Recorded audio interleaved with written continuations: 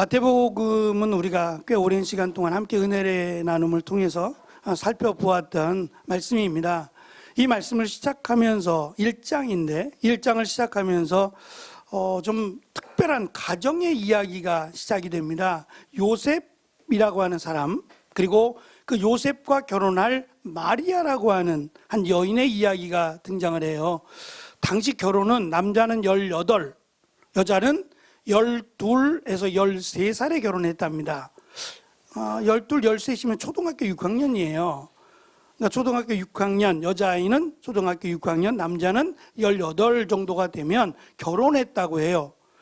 우리도 과거에는, 그죠? 예전에 한 100년 전만 해도 그런 식으로 결혼들을 했었죠.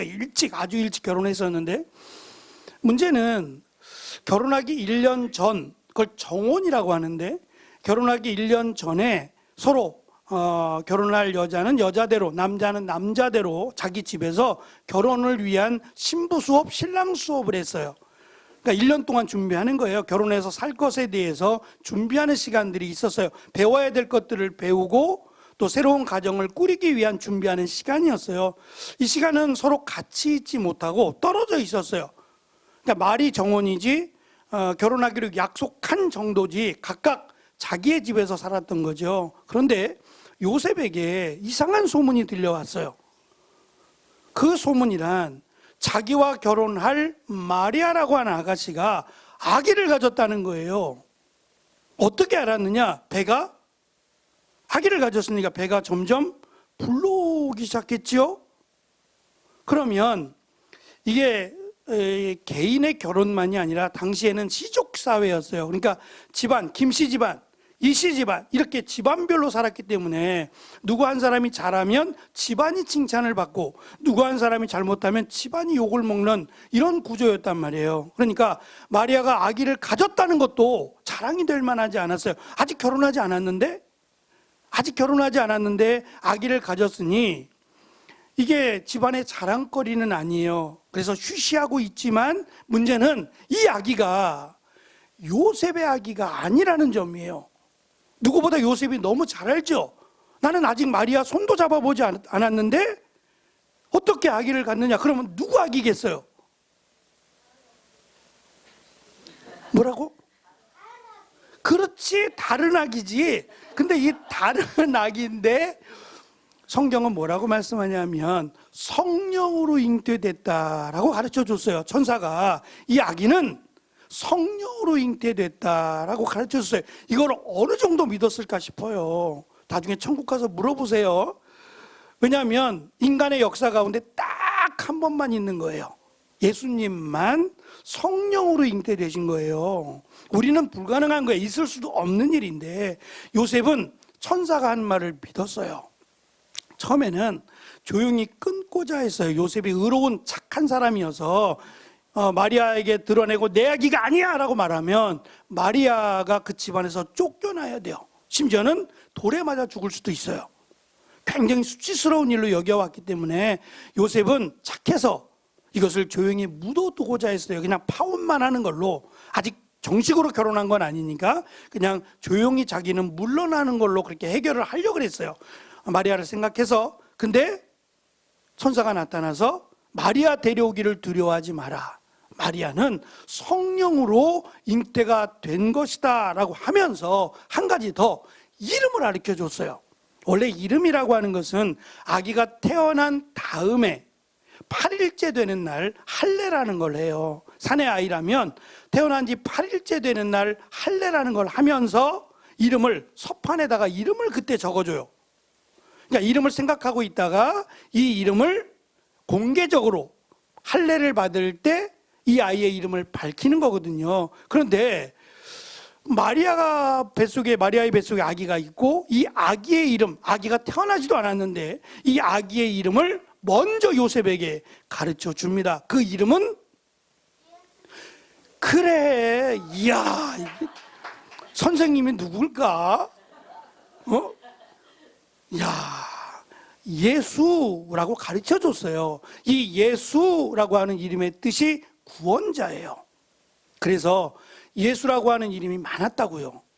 당시에는 너무 좋은 이름이니까 예수라고 하는 이름이 많았어요. 그러니까 이 많은 예수 중에 우리는 오직 한 분, 성령으로 잉태되신 바로 그 하나님이신 예수님을 믿어야만 구원을 받아요. 우리도 옛날에는 철수와 영희라고 해서 우리 초등학교 때, 국민학교 때 책에 보면 대표적인 이름이 철수와 영희예요. 그 이름이 너무 많았죠. 똑같은 이름들이 많았어요. 근데 그 똑같다고, 이름이 똑같다고 사람이 똑같은 건 아닌 것처럼 예수라고 하는 이름이 많아요. 많지만 그 예수라고 하는 이름을 다 믿는다고 구원을 받는 게 아니라 오직 성령으로 잉태되신 바로 하나님이신 예수님을 믿어야만 구원을 받는다라고 하는 것을 이 아기의 탄생을 통해서 우리에게 가르쳐 주시는 거예요. 그러니까 예수님은 처음부터 마리아의 뱃속에 잉태되실 때부터 하나님이세요. 성경은 예수님이 키가 자라고 지혜가 자라고 뭐 이렇게 이야기하니까 태어났을 때는 뭔가 부족하신 하나님인 것처럼 오해할 수 있어요. 그렇지 않고 예수님은 처음부터 마리아의 뱃속에 잉태되었을 때부터도 완전하신 하나님, 그리고 언제든지 완전하신 하나님이세요. 그 하나님이 우리를, 당시 유대인들은 로마라고 하는 강대국으로부터 우리를 구원할 자로 믿어왔어요. 근데 예수님은 그것이 아니라, 로마로부터가 아니라 우리를 죄와 사망으로부터 구원하기 위해서 이 땅에 오신, 다시 말하면 십자가에 달려 죽기 위해서 오신 거예요. 우리가 세상에 태어날 때, 우리 모두가, 저도 마찬가지고 세상에 태어날 때 죽기 위해 태어나진 않죠. 죽는 건 맞아요. 죽는 건 맞지만 죽기 위해 태어났다라고 말하는 사람 아무도 없어요. 살기 위해 태어났죠. 근데 예수님은 죽기 위해 오셨다고 말씀하신 거예요. 우리의 죄를 대신하여 죽기 위해 이 땅에 오셨고, 십자가에 달려 죽으시고 3일 만에 부활하셔서 승천하시고 다시 마지막 때에 다시 오시마 약속해 주셨어요. 그것이 우리가 지금 보고 있는 성경의 말씀입니다. 오늘은 특별히 예수님의 오심이 없었다면 우리를 위해서 죽으실 수 없지요. 낮고 천한 하나님이 만드신 피조물인 인간으로 이 땅에 오신 하나님이신 예수님을 우리가 믿음으로, 오늘은 가장 기쁜 날이고, 또 예수님은 매년 한 살이에요. 매년 태어난 날 기념하니까. 근데 그 예수님, 하나님을 저도 하나님이라 부르고, 저희 아이들도 하나님이라 부르고, 우리 유초등부 아이들도 하나님이라고 부르죠. 하나님 할아버지라고 부르는 사람 없는 것 같아요. 똑같은 하나님. 왜냐하면 하나님은 나이가 없어요. 하나님은 늙지도 않으시고, 하나님은 오직 전능하신 살아계신 하나님이시기에 누구에게나 하나님이라고 고백할 수 있는 겁니다. 이 축복의 날에 이 귀한 은혜가 우리 가운데 함께하여 지시기를 간절히 축원합니다. 잠깐 한 2분 정도 영상을 보겠습니다.